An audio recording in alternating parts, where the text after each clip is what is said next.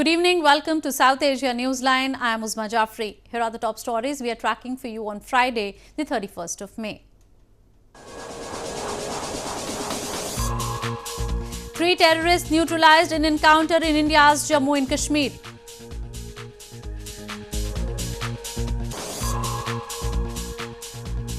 Indian Prime Minister Modi meets BIMSTEC leaders in New Delhi.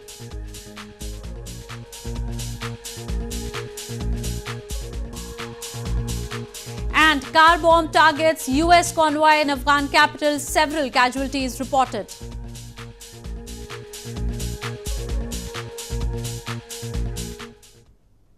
And now for all the details. Security forces gunned down 3 terrorists in an encounter in Shopian district of India's northern Jammu and Kashmir province on Friday. Meanwhile, exchange of fire was also underway in Kishtwar and Pulwama districts of the province till the last reports came in.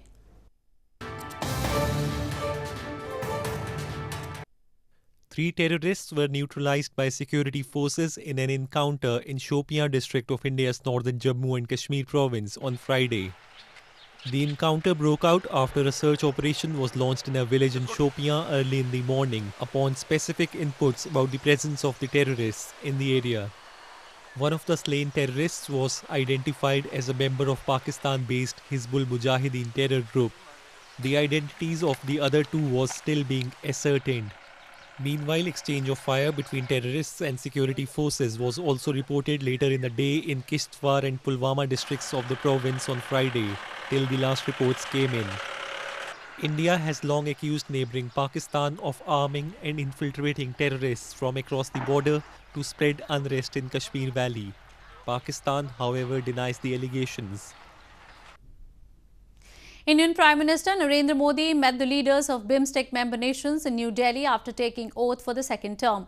The world leaders were invited to Modi's swearing-in ceremony, ignoring Pakistan, suggesting any early warming in ties is unlikely.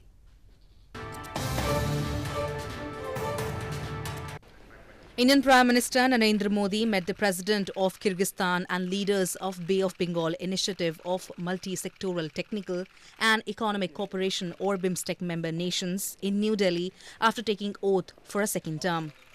During his meeting with President of Kyrgyzstan Suronbay Jeenbekov on Thursday night at the Indian Presidential Palace, right after his swearing-in ceremony, both the leaders discussed bilateral economic and cultural ties. On Friday, he met Sri Lankan President Maithripala Sirisena, Prime Minister of Mauritius Pravind Jugnauth, Nepalese Prime Minister KP Sharma Oli, Prime Minister of Bhutan Lotte Tshering and Bangladeshi President Mohammad Abdul Hamid. The leaders of BIMSTEC countries were invited to Modi's swearing-in ceremony, ignoring Pakistan, suggesting any early warming in ties is unlikely. However, Modi could meet Pakistani Prime Minister Imran Khan at a summit of Shanghai Cooperation Organization in Kyrgyzstan next month that both leaders may attend. Doctors are struggling to cope with an alarming outbreak of young patients infected with HIV, the virus that causes AIDS, in a town in Pakistan's Sindh province. The cases underline the dire state of the healthcare in poor towns and villages across Pakistan, where many people cannot afford expensive tests or medicines. In the dusty town of Rattodero in Pakistan's Sindh province, doctors are struggling to cope with an alarming outbreak of young patients infected with HIV, the virus that causes AIDS, with almost 700 of new cases over the past few months, most of them children. But many of the families cannot afford proper treatment, which usually involves regular trips to provincial capital Karachi for medicines.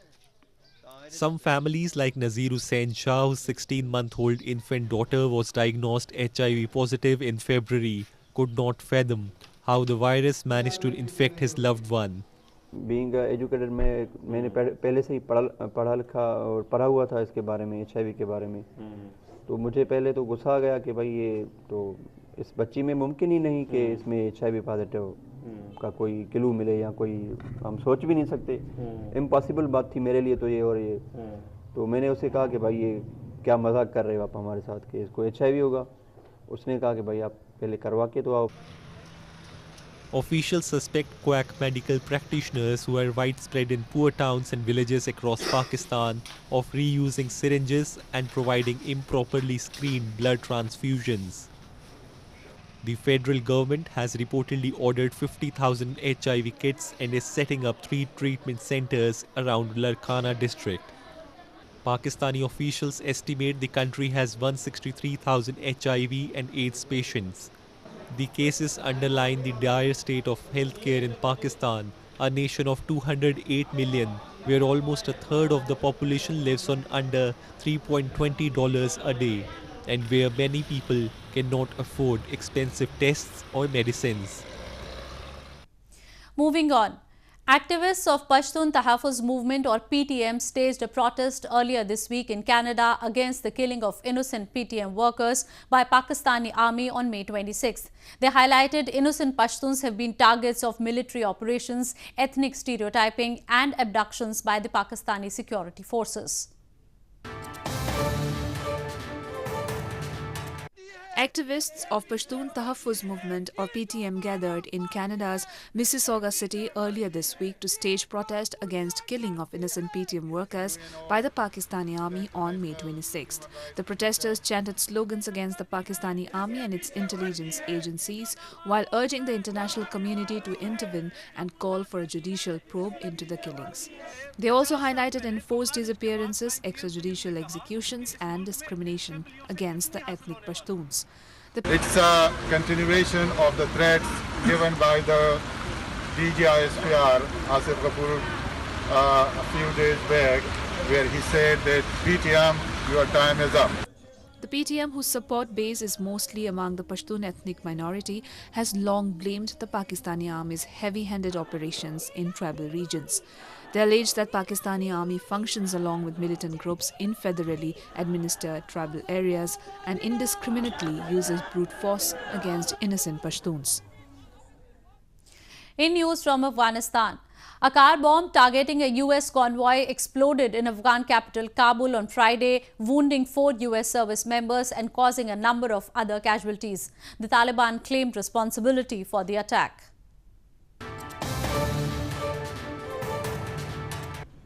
A car bomb targeting a U.S. convoy exploded in Afghan capital Kabul on Friday, wounding 4 U.S. service members and causing a number of other casualties, officials said. The Taliban claimed responsibility for the blast, which came a day after the Islamic State militant group claimed a suicide attack outside a military training academy that killed at least 6 people. There were conflicting reports about the total number of casualties caused by the blast, while a spokesperson for U.S. forces in Afghanistan confirmed that at least 4 U.S. service members were wounded in the explosion. Meanwhile, local media reports said that at least 4 civilians were killed in the attack.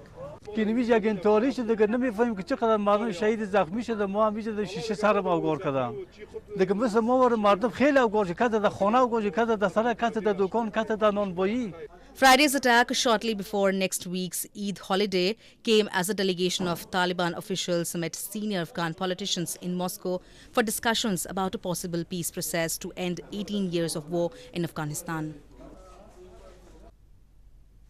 More on news from Afghanistan. Moscow talks on Afghan peace between Afghan politicians and the Taliban concluded on Thursday. A Taliban official said that decent progress had been made during the 2-day talks, but that there had been no breakthrough. He said that further talks would be needed. The 2-day meeting between Afghan politicians and Taliban members in Moscow concluded on Thursday, making decent progress in the peace talks, said a Taliban official. The delegation led by Chief Taliban negotiator Mullah Baradar Akhand met politicians including senior regional leaders and candidates challenging President Ashraf Ghani in this year's presidential election amid gathering diplomatic efforts to end the 18-year-old war. The two sides, after the discussions on May 28th and 29th, later on Thursday also issued a statement that highlighted the discussed issues, reports said. Yes, we are satisfied. It was successful negotiation, and we hope to continue this tempo in future. So what is the new step considering from the previous meeting that you had here in Moscow? What's new have been achieved? Yes, there was many issues that we discussed that we had not discussed. That we had not discussed in our last meeting. So that's progress. The statement issued after the Moscow meeting reads that the two sides will continue their discussions in the future to build up the agreements made in the last Moscow meeting in February. In February also, a number of Afghan politicians met the Taliban members in Moscow, where they held a two-day discussion on the Afghan peace and at the end issued a joint declaration. Reports suggest that the next round of intra-Afghan meeting will be held in Doha, but the timing is not specified. Inmates of Coimbatore Central Prison in India's southern Tamil Nadu province have been given a unique opportunity of working at a shop as part of an initiative meant to reform and rehabilitate them. While some prisoners work at the shop, the rest of them prepare the products inside the prison.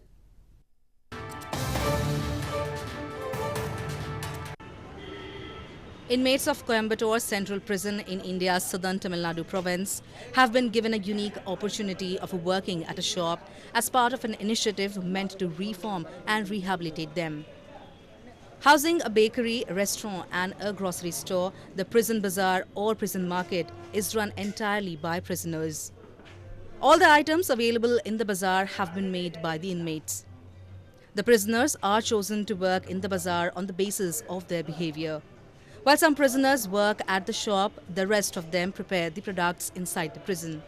அவங்க வெளியே போனாங்கன்னா அவங்களுக்கு benefit.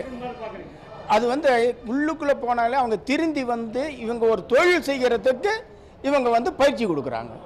இந்த மாதிரி ஒரு பயிற்சி கொடுக்கிறது வந்து ரொம்ப நல்லது. ஏன்னா அவங்க திருந்தி வாழணும். இதுவே தொழிலா வெச்சிருக்க முடியாம இவங்க தொழிலா வந்து மாத்தி இவங்க ஒரு பேக்கரியோ இல்ல போர்வை ஜெட் பிரெட்ஷீட் பெனாயில் ஆயில் இந்த மாதிரி மேனுஃபேக்சர் பண்ணி அவங்க ஒரு சொந்த தொழில் ஆரம்பிக்கிறதுக்கு இவங்க பிராக்டீஸ் கொடுக்கறாங்க. The earnings from the shop are collected by the prison authority and it is then transferred as monthly stipend to the bank accounts of the relatives of the inmates. A 3-day-long annual Shane Ramadan festival was recently organized at University of Kashmir in India's northern Jammu and Kashmir province. The festival was aimed at providing a platform to the youths to showcase their knowledge of Islam during the holy month of Ramadan. A 3-day-long annual Shane Ramadan festival was recently organized at University of Kashmir in India's northern Jammu and Kashmir province. During the festival, different types of poetry competitions including Husne Naat, Husne Kirat, Husne Azan and Islamic calligraphy were organized, in which students hailing from different colleges of the valley participated. The event was specially held to mark the occasion of the holy month of Ramadan and to bring more awareness and participation among the younger generation in such type of religious activities that promote brotherhood and peace. तो मैं खुद personally मैं तो बहुत ज़्यादा feel कर रहा हूँ. मुझे जो है ना रूहानी सुकून की जो लहर जो है वो दिखती हुई नज़र आ रही है ज़ाहिरी तौर पर, क्योंकि मैं गैदरिंग जब देख रहा हूँ मुख्तलिफ़ इलाकों से, मुख्तलिफ़ कॉलेज से, दूर दराज इलाकों से जो है बच्चे आए हैं पार्टिसिपेशन के लिए, तो मैं बहुत अच्छा फील कर रहा हूँ. कंपटीशन हम इसलिए कर रहे हैं कि जो यूथ है ना वो हम इससे मजहबी रवादारी से थोड़ा डिस्टेंट होते जा रहे हैं. So to get them back on the track, we basically, organize these kind of seminars. The university also felicitated the winners of the different competitions. The participants appreciated the efforts of the university authorities in holding the festival and hoped that such competitions will be organized on regular intervals. Well, that's all we have for you from South Asia this evening. Now our viewers can watch the show on southasianewsline.com. You can also visit us on facebook.com/SAsiaNewsline and follow us on Twitter @SAsiaNewsline. That's all in tonight's edition. We will see you same time next week. Have a great weekend. Good night.